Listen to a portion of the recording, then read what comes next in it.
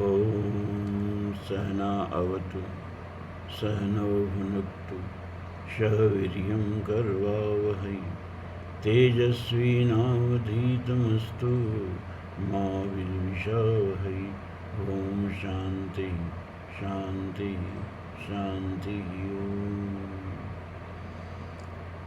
सत्संग प्रेमी धर्म प्राण सज्जन,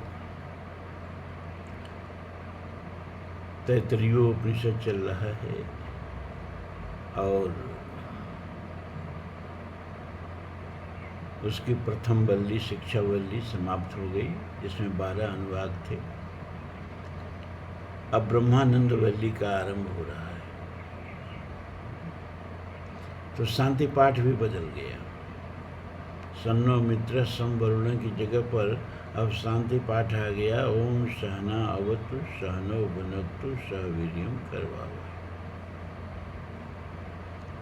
अब ये शांति पाठ चलेगा। इसका अर्थ है ओम सहना अवतु। ओम पूर्ण ब्रह्म परमात्मा का संबोधन है। पूर्ण ब्रह्म परमात्मा ही है ओम। सहनव अवतु। नव माने हम दोनों, गुरु और शिष्य। ये ब्रह्म विद्या इतनी दुर्लभ है कि उपनिषदों के ऋषि बहुवचन में पहुंचे ही नहीं पाए। हिंदी में 2 वचन होते हैं ना, एक वचन बहुवचन, लेकिन संस्कृत में 3 वचन होते हैं, एक वचन द्विवचन बहुवचन।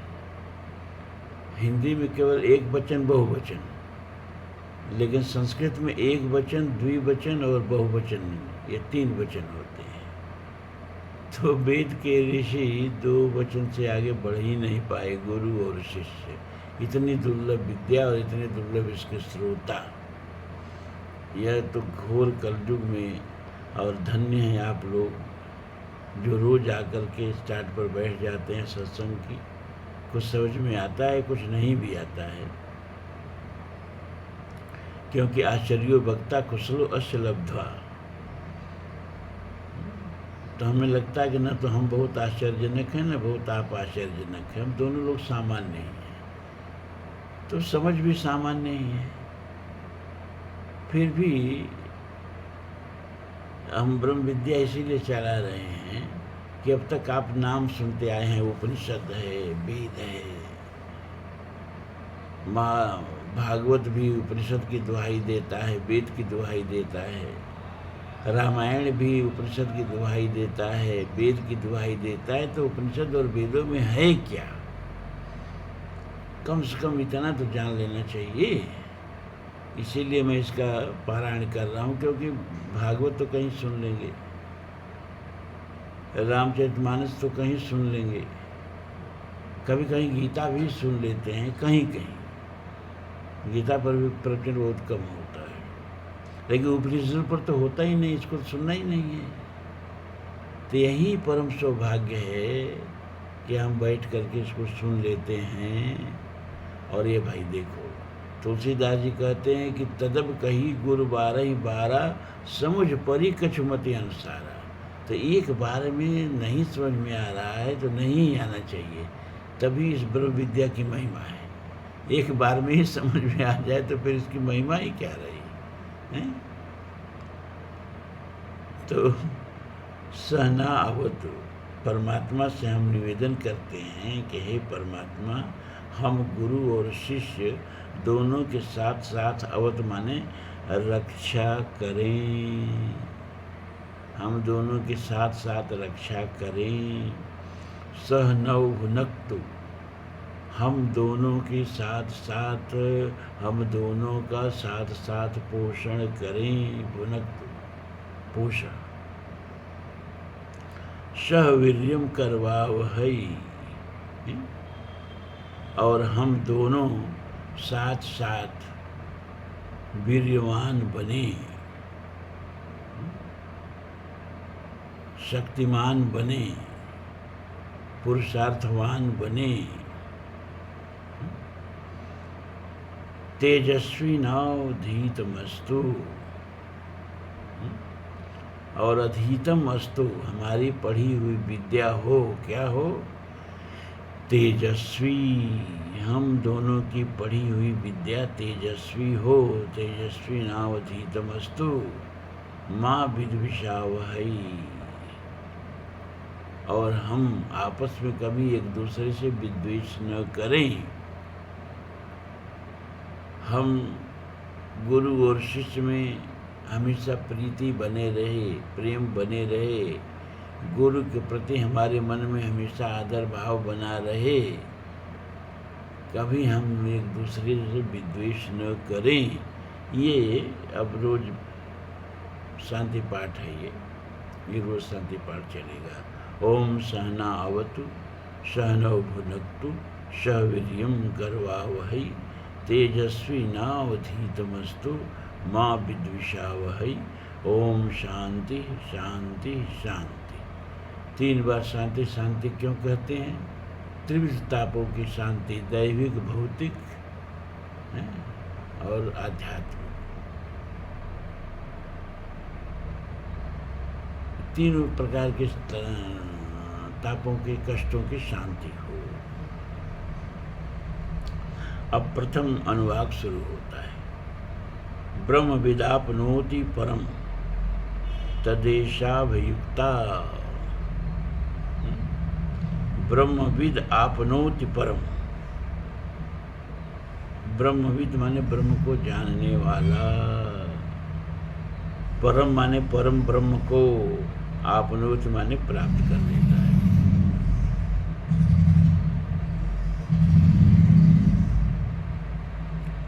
तदेशाभियुक्ता, तत् माने उसी भाव को व्यक्त करने वाली, ऐसा माने यह श्रुति, अभियुक्ता माने कही गई है।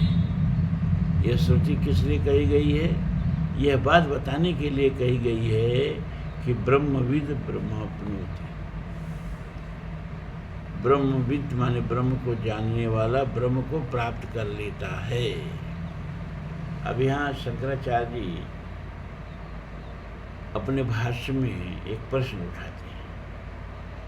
वैसे तो हम बहुत उन लोगों की भाष्य की गहराई पर अभी जाते नहीं हैं, लेकिन ये प्रश्न बड़ा सही है कि भाई जब एको हम द्वितीयो नास्ति, इसको ध्यान से समझिएगा कि एक ब्रह्म है और दूसरा कोई है ही नहीं, तो फिर ये अनेकत्व क्या है? यह नानात्व क्या है? यह वैश्विक प्रपंच क्या है? जब ब्रह्म है और ब्रह्म के अलावा कोई नहीं है, यह हमारा वेद कहता है, एको हम द्वितीयो नास्ति। ब्रह्म एक ही है, दूसरा कुछ है ही नहीं है, नथिंग। तो जब दूसरा कुछ है ही नहीं है, तो ये सब क्या है? अपने चारों तरफ देख के आप प्रश्न कर सकते हो ना भैया, ये सब क्या है? जब ब्रह्म के अलावा कुछ है ही नहीं है, तो नानात्व तो क्या है, विधित्व तो क्या है, प्रपंचत्व तो क्या है, संसारत्व तो क्या है?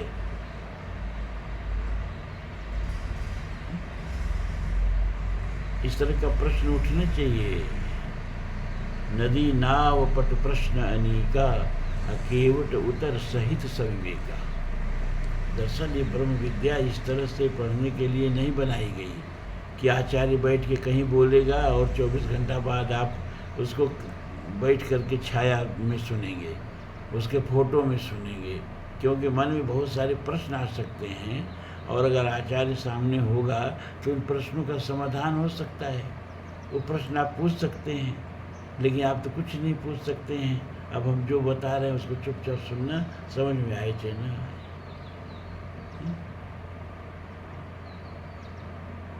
तो जब ब्रह्म के अलावा कुछ दूसरा नहीं है, तो ये कैसे कहा जाता है कि ब्रह्म को जानने वाला ब्रह्म को प्राप्त कर लेता है? गहराई से समझिएगा। ब्रह्म को जानने वाला ब्रह्म को प्राप्त होकर लेता है, कैसे कहा गया? क्यों? क्योंकि प्राप्त तो दूसरे को ही नहीं किया जा सकता है। इसका मतलब कि हम हैं और ब्रह्म है, और जब हम ब्रह्म को जाने तो ब्रह्म को प्राप्त कर लिए। समझ रहे हैं कि नहीं समझ रहे हैं? तो वेद की बात कट गई कि नहीं कट गई? इसी वाक्य से ब्रह्म वेद की बात कट गई कि नहीं कट गई, कि ब्रह्म को जानने वाला ब्रह्म को प्राप्त कर लेता है, साफ साफ बोल रहा है। और वहाँ बोल रहा है कि ब्रह्म ही है और कोई दूसरा है ये नहीं है। अरे जब उस दूसरा कोई नहीं है तो कौन किसको जानता है और कौन किसको प्राप्त कर लेता है? इन्हीं तरह के प्रश्नों के समाधान के लिए बादरायण वेद व्यास ने ब्रह्म सूत्र की रचना की। 555 सूत्रों की 4 पादों में ब्रह्म सूत्र की रचना की, इन्हीं सब 4 के प्रश्नों का समाधान करने के लिए। खैर अभी तो ब्रह्म सूत्र शुरू नहीं कर रहे हैं, तो इसका समाधान कैसे हो? वेद की बात कट रही है यहाँ। ब्रह्म को जानने वाला ब्रह्म को प्राप्त कर लेता है, यही बताने के लिए ये मंत्र कहा गया है। ये भी बता दिया, तस्येते तद्देशाभियुक्ता। एक चीज़ मैं अब देख रहा हूँ, पहले मैं बोलता था, कभी मैं गाना बजाना ढोलक झाल ये सब कभी लेके नहीं सत्संग किया, और 3 घंटा कम से कम लगातार बोलता था मैं। और अब आधा घंटा भी बोलने में मेरी जो ज़बान है ना चल नहीं पा रही है। इसका मतलब बुढ़ापा का असर बहुत आ गया तेजी से। अब जीभ उतनी तरह से चलती नहीं, शब्द फंसते हुए निकलते हैं। आप लोग को महसूस हो ना हो, हमें महसूस होता है। जो पहले के मेरे प्रवचन सुने हों उनको महसूस होगा बहुत कुछ बदल गया। अब तो 3 घंटा हम बोल ही नहीं सकते, आधा घंटा बोलने में ही सांस फूलने लगती है। ये परिवर्तन आ गया है। उच्चारण करना चाहते हैं, कुछ उच्चारण हो जाता है, कुछ अब जबान फंसने लगी है। ब्रह्म विदा ब्रह्मापनोति परम, ब्रह्म को जानने वाला परम ब्रह्म को प्राप्त कर लेता है।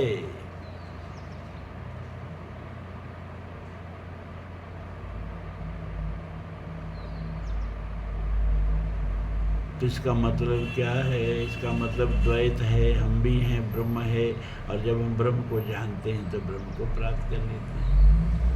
अच्छा, कभी अपने को भी प्राप्त किया जा सकता है क्या? तो इसके लिए एक दृष्टांत दिया जाता है। एक बार 10 आदमी जो थे कहीं जा रहे थे, ठीक है, तो रास्ते में एक नदी पड़ी, तो 10 ने उस नदी को पार किया, और पार करने के बाद उन्होंने कहा, अरे भाई रुको, एक दूसरे को गिन लिया जाए, कहीं ऐसा न हो कि कोई एक नदी में बह गया हो, हम 10 हैं कि नहीं हैं। तो एक ने अपना गिनना शुरू किया, 1 2 3 4 5 6 7 8 9, अपने को गिनता ही नहीं था। अरे भाई एक आदमी तो गड़बड़ हो गया, ये तो 90 आदमी हैं।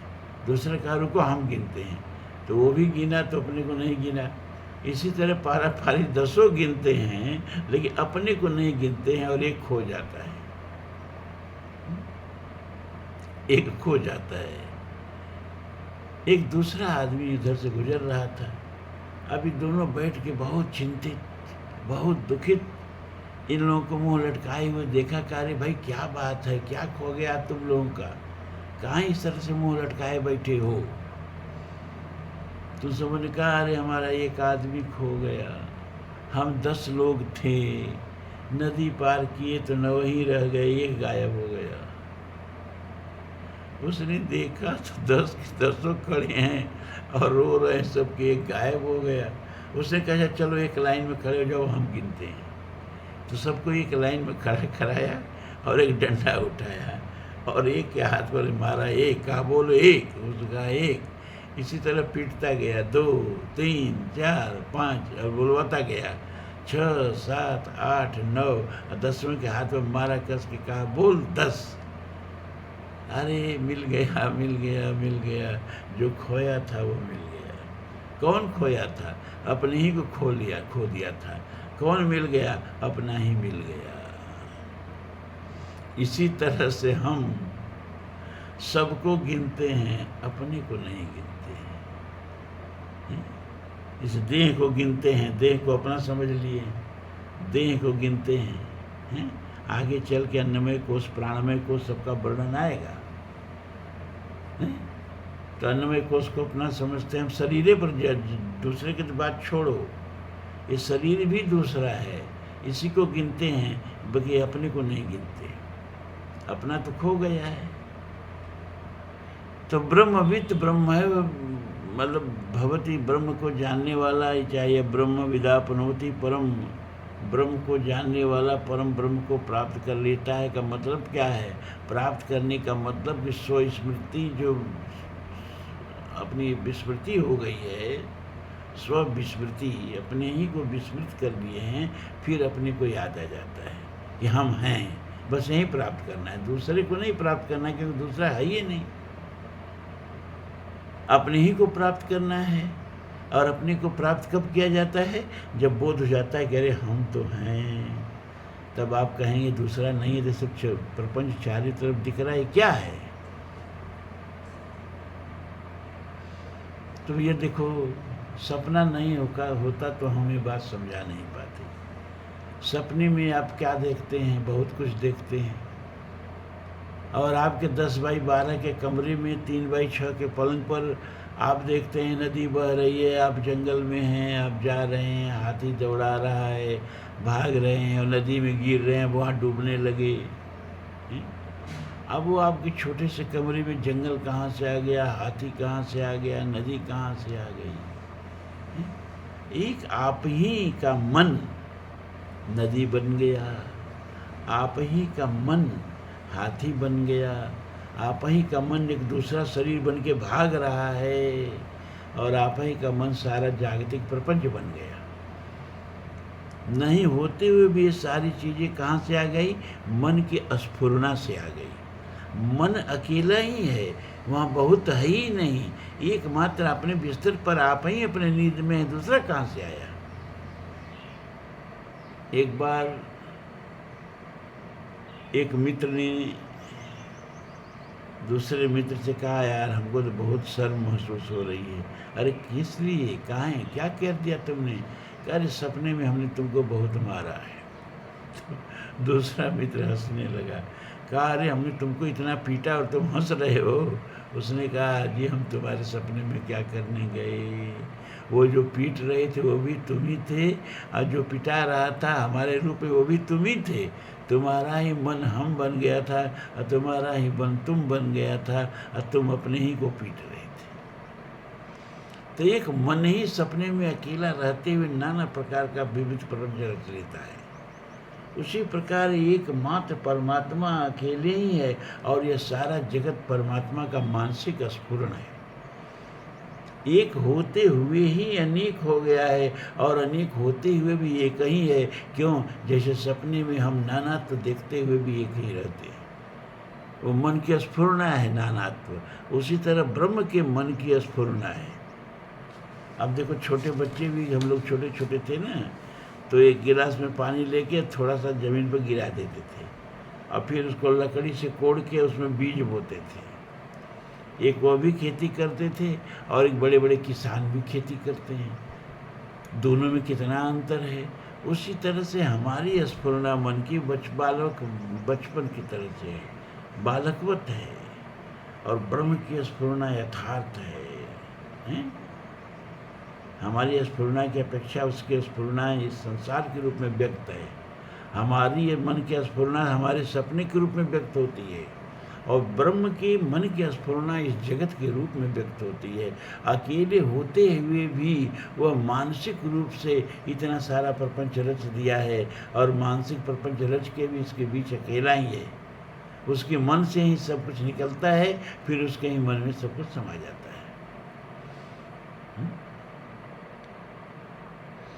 तो इस तरह से ब्रह्म को प्राप्त करने का मतलब अपने को ही प्राप्त करना है, अपनी विस्मृति से अपनी स्मृति में आ जाना है, हम हैं इसका बोध हो जाना है। और वो जो 11वां आदमी पीट के इन 10 को बता दिया, देखो 10 तुम हो, उससे वही काम गुरु करता है।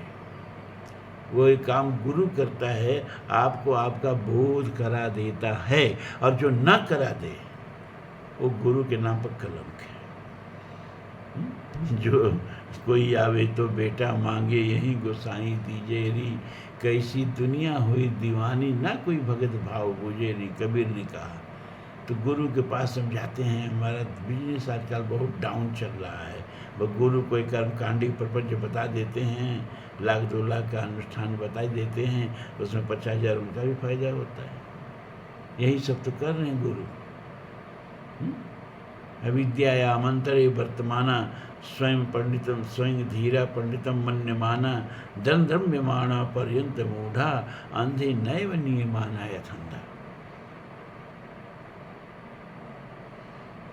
कठोपनिषद।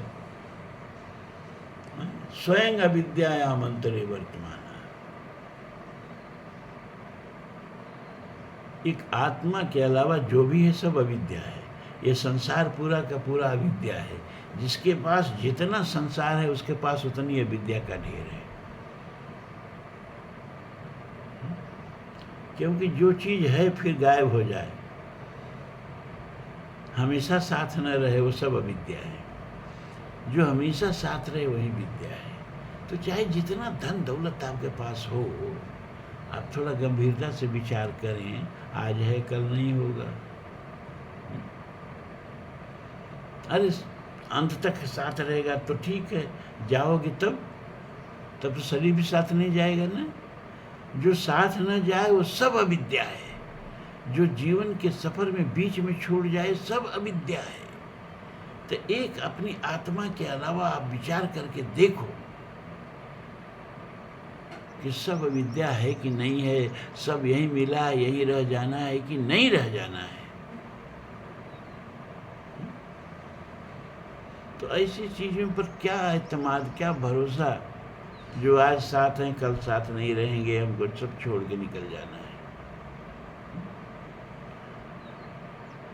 तो देखो कि आपके पास अविद्या ज़्यादा है कि साधु महात्माओं के पास अविद्या ज़्यादा है। देखो, एक मकान आपके पास होगा, मकान वाले हैं उनके पास 400-500 मठे हैं। 10-20 एकड़ खेत आपके पास होगा, आप खेत वाले हैं, 1000-1000 एकड़ खेत हैं। उनकी विद्या देखो, अपनी अविद्या देखो, तो उनकी अविद्या आपसे ज़्यादा है, लेकिन आपको वही चाहिए। इसलिए जो जितना अविद्या वाला गुरु है उतना ही ज़्यादा आपको पसंद है, और दौड़ के उसका शिष्य बनते हो। क्यों? क्योंकि गुरु की तरह सब कृपा करेंगे तो हमारी भी अविद्या बढ़ जाएगी। तो ये अविद्या वाले गुरु अविद्या ही बांटते हैं, अविद्या या मंत्रे वर्तमाना, और अपने को बड़का पंडित और बड़का धीर मानते हैं, और अपने तो गड्ढे में गिरते ही हैं, जिसको ले जाते हैं उसको भी गड्ढे में गिरा देते हैं। क्यों? जैसे अंधा अंधे ठेलिया दो को परंत, कबीर ने कहा, जाका गुरु है आधरा चेला निराखरंत, अंधे अंधा ठेलिया दो को परंत। उपनिषद में कहा, अंधे नैव नियमाना यथांधा। जैसे अंधा अंधे को ले जाए और खुद तो खंदक में गिरे, जिसको ले जा रहा है उसको भी गिरा दे, वैसे ही आजकल के गुरु हैं। अपनी तो अविद्या के ढेर में दफन हैं, दूसरे को भी अविद्या ही बांटते हैं।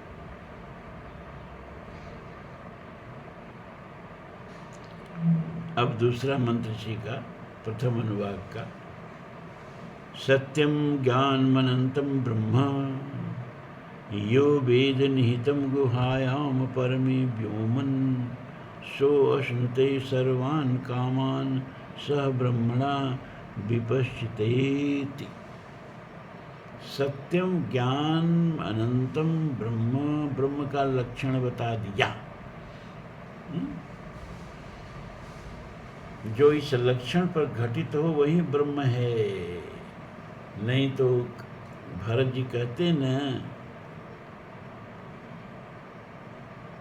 अयोध्या कांड में रामचरितमानस के, कि जे परिहर हरिहर चरण भजहि भूत गण घोर, तिनके गति मोहि देव विधि जो जननी मत मोर। हे माँ कौशल्या से कहते हैं कि जो परमात्मा को छोड़ के, ब्रह्म को छोड़ करके और भूतों की पूजा करते हैं, कब्र पर जाते हैं, दरगाह पर जाते हैं, और बड़ी आश्चर्य की बात है कि दरगाहों पर जाके देखो, मुसलमानों की दरगाहों पर मुसलमानों से ज़्यादा हिंदुओं की भीड़ लगी रहती है। हे भगवान, तिनके गति मोहि देहु विधि। मानस में बताया कि सब बहुत निकृष्ट गति को प्राप्त होते हैं। वो मुझको गति मिले अगर भगवान के वनगमन में मेरी तनिक भी सम्मति हो तो ये सब कब्र पर जाना, दरगाह पर जाना, ब्रह्म पूजना, बकवास। पहली बात ये जानो, डर के तो भगवान को भी नहीं पूजना चाहिए। माँ भय प्रेम से पूजो, डर से नहीं पूजो। क्यों? क्योंकि आप स्वयं आत्मा हो। विभेद क्वेश्चन आत्मविद विभेद क्वेश्चन। वेद कहता है कि जो परमात्मा को जान लेता है, यानी जो अपने स्वरूप को जान लेता है, वो किससे डरेगा जी? काहे को डरेगा? हैं? न जायते मृते व कदाचित नायं भूत्वा भविता व न भूय अजो नित्य शास्त्रोयम पुराणो न हन्यते हन्यमाने शरीरे। न जन्म है न मरण है, न कभी हुए न कभी होंगे, सदा से हैं, सनातन हैं। ब्रह्म अधिक से अधिक हमको यही कर सकता है कि ब्रह्म बना सकता है, हमारे जीवत्व को मिटा सकता है, इसके अलावा कुछ नहीं कर सकता है। वह मार सकता है, क्या मार सकता है? हमारे जीवत्व भाव को मार सकता है, लेकिन कैसे मारेगा? जैसे समुद्र बुद्ध को मार तो सकता है, लेकिन कैसे मार सकता है? उसका बुद्धत्व मिटा देगा, उसको समुद्र बना देगा। तो ब्रह्म हमको एक ही तरह से मार सकता है कि हमको ब्रह्म बना देगा। बना दो ब्रह्म, ब्रह्म बनने को तैयार है। तो ब्रह्म को जानने वाला किसी से, यानी अपने को जान लेने वाला किसी से नहीं डरता है। काहे को डरेगा? तो सत्यम ज्ञान मनंतम ब्रह्म, ब्रह्म का लक्षण बता रहा है क्या? कि ब्रह्म सत्य है। सत्य किसे कहते हैं? ना सतो विद्यते भावो, ना भावो विद्यते सत।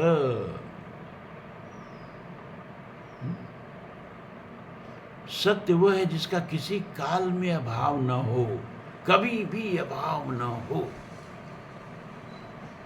और असत्य कौन है? जिसका किसी काल में भाव ही न हो, किसी काल में विद्यमानता ही न हो। जिस काल में वो सत्य दिखाई दे रहा है, उस काल में भी भ्रम ही हो, सत्य न हो। कैसे? जैसे मृगजल है। दोपहर में सूरज की किरणें जब बड़ी बड़ी रेगिस्तानों की बालुका पर पड़ती हैं, तो वहाँ जल लहराता हुआ दिखाई देने लगता है। एकदम प्रत्यक्ष जल लहराता हुआ दिखाई देता है, लेकिन जल होता नहीं है। यानी जिस समय वो दिख रहा है कि सचमुच है, उस समय भी होता नहीं है। इसको असत्य कहते हैं।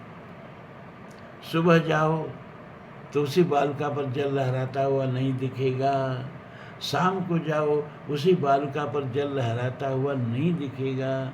तो न आदि में जल है और न अंत में जल है। और दोपहर को जाओ तो जल लहराता हुआ दिखेगा, लेकिन उस समय भी दिखेगा है नहीं।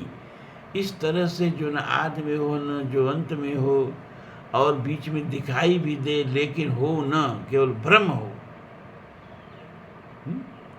रज्जो यथा है भ्रम, जैसे कि रस्सी में सांप का भ्रम हो रहा है।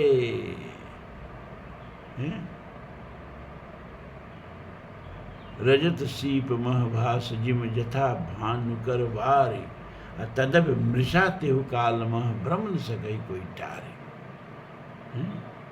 अजय जाने अस भ्रम मिट जाई, असो गिरिजा कृपालु रघुराई। झूठम सत्य जाहि बिनु जाने, अजिम भुजंग बिनु रज पहचाने। अजय जाने जग जाय हेराई, जागे जथा सपन भ्रम जाई। तो सत्यम ब्रह्म सत्य है, मतलब वही है, हमेशा वही है और कुछ है भी नहीं। उसी में संसार ऐसे भास रहा है जैसे बालू में मृगजल भासता है, नहीं होकर के भी सत्य प्रतीत होता है। उसी तरह ब्रह्म में यह संसार भाषित होता है। ब्रह्म ही सत्य है। अहमेवासमेवाग्रे नान्यद यत् सत्सत् परम, पश्चाद अहम यद एतच्च एव अवशिष्ठेत सो अस्मि हम। भागवत चतुश्लोकी। ब्रह्मा से भगवान कहते हैं अहम एव आसम अग्रे, मैं ही इस सृष्टि के आरंभ में होता हूँ, मैं ही सृष्टि के अंत में होता हूँ, और बीच में जो सारा प्रपंच देखते हो वो भी मैं ही हूँ, मेरे अलावा कुछ नहीं है, मेरे में ये प्रपंच भासता है। तो ब्रह्म है सत्य। ज्ञान, ब्रह्म ज्ञान है, ज्ञानी नहीं। क्योंकि अगर ब्रह्म ज्ञानी हो, बहुत गंभीरता से इस बात सोचिएगा, ये ब्रह्म विद्या है भैया, कविता विता नहीं है। जन जानो यह गीत है, यह तो आत्म सार। कबीर ने कहा ये आत्मा का सार है, गाना बजाना दोहा कविता नहीं है, किस्सा कहानी नहीं है। हैं? ज्ञान ब्रह्म ज्ञान है कि ब्रह्म ज्ञानी है। अच्छा, अगर ब्रह्म ज्ञानी है तो क्या गड़बड़ी आ जाएगी? अरे भाई, ज्ञानी में द्वैत हो जाएगा कि नहीं? क्या? अरे एक तो ज्ञानी और एक जो जिसको जाने वह ज्ञान, तभी ना ज्ञानी कहा जाएगा। धनी किसको कहा जाएगा? अरे एक धनी और दूसरा जिसके पास धन हो, द्वैत आ जाएगा कि नहीं? उसी प्रकार अभिमानी किसको कहा जाएगा? एक वह जो अभिमान कर रहा हो और जिसका अभिमान हो। तो अभिमानी में भी द्वैत है, धनी में भी द्वैत है, ज्ञानी में भी द्वैत है। अब ब्रह्म तो अद्वैत है, तो जानेगा किसको? जब उसके अलावा कोई है ही नहीं तो जानने वाली क्रिया होगी कैसे? किसको जानेगा?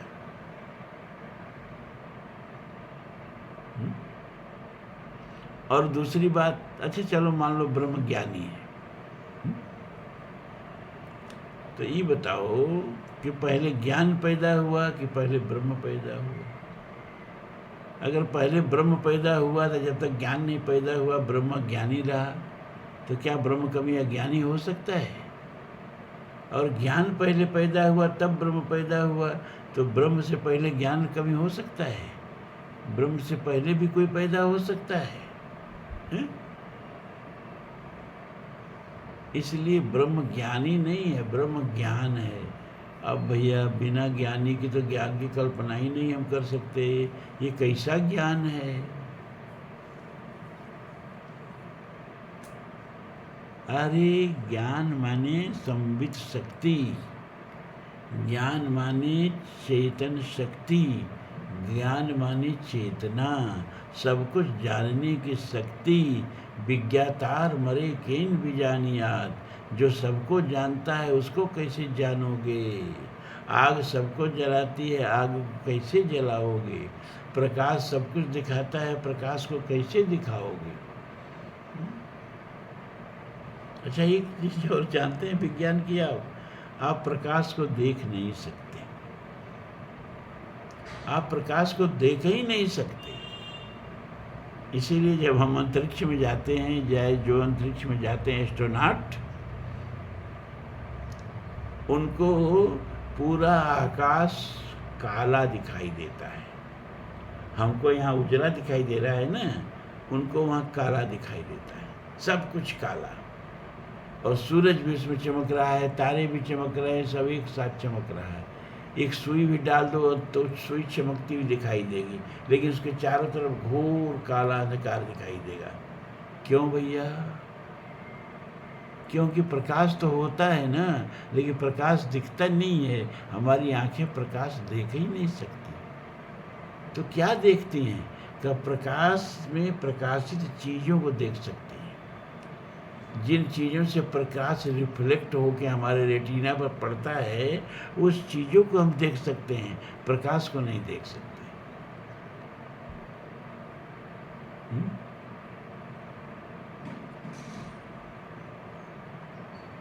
प्रकाश को आप देख ही नहीं सकते। तो सत्यम ज्ञान, अब फिर अनंतम ब्रह्म। अनंत, अनंत किसको कहते हैं? जो देश में न आवे, देश जिसमें आ जाए, यानी जो देश के पार हो। देश माने स्पेस, स्पेस माने आकाश। हमारे ब्रह्म की नाभि है आकाश। नाभ्याम आसीदंतरिक्षगुं शिष्णो देव समवर्ततः। नाभ्याम आसीत अंतरिक्षम। नाभि ही जिनका अंतरिक्ष है, जिसमें अनंत कोटि ब्रह्मांड धावमान है। मतलब हमारा ब्रह्म जो है आकाश में नहीं, आकाश ब्रह्म की नाभि में है। मतलब ब्रह्म अनंत है, उसका अंत ही नहीं है। और दूसरा अनंत ही होता है जो टाइम डिवाइड ना हो, समय का जिसमें भाग न जाए। मतलब जो समय में भी छेदित न हो, समय जिसमें जाके खो जाए, वह अनंत ब्रह्म है। और आप भी अनंत है।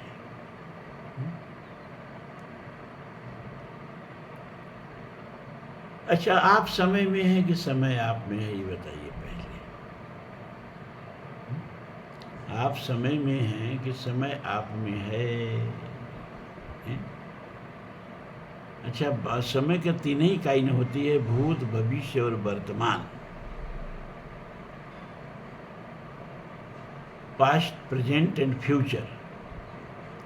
तो भूत कहाँ से शुरू होता है, कहाँ तक जाता है, कोई बता सकता है? भूत कहाँ से शुरू होता है, कहाँ जाता है और कहाँ आके खत्म हो जाता है, कोई बता सकता है? आप बता सकते हैं भाई। इतना बहुत बड़ा सवाल नहीं है जिसका उत्तर आपके पास न हो। क्यों? क्योंकि जो आपके पीछे है, व्हाट इज बिहाइंड यू, जो भी आपके पीछे सब भूत है। और आपको छूते ही भूत वर्तमान में बदल जाता है। मतलब भूत आपसे ही शुरू होता है, आप पे ही खत्म होता है। बहुत ध्यान से इसको सुनो तो अपनी अनंतता का आपको बोध हो जाएगा। हमारे पीछे जो भी है सब पास्ट है, सब भूत है। और फिर हमको छूते ही वो भूत वर्तमान में बदल जाता है। हमारे वजूद के अस्तित्व के पैरों के नीचे वर्तमान है। हमारे पीछे सब भूत है, हमको छूते ही भूत वर्तमान में बदल जाता है। और हमारे आगे जो भी है सब भविष्य है, और हमको छूते ही भविष्य वर्तमान में बदल जाता है। तो भविष्य हमसे शुरू होके हम पर खत्म, भूत हमसे शुरू होके हम पर खत्म, और वर्तमान हमारे वजूद के नीचे, हमारे पैरों के नीचे। तो काल हम में है, हम काल में नहीं है। लेकिन अब आज इतना ही, कल फिर इसकी व्याख्या करेंगे। ओम पूर्णमदः पूर्णमिदं पूर्णात् पूर्णमुदच्यते पूर्णस्य पूर्णमादाय पूर्णमेवावशिष्यते।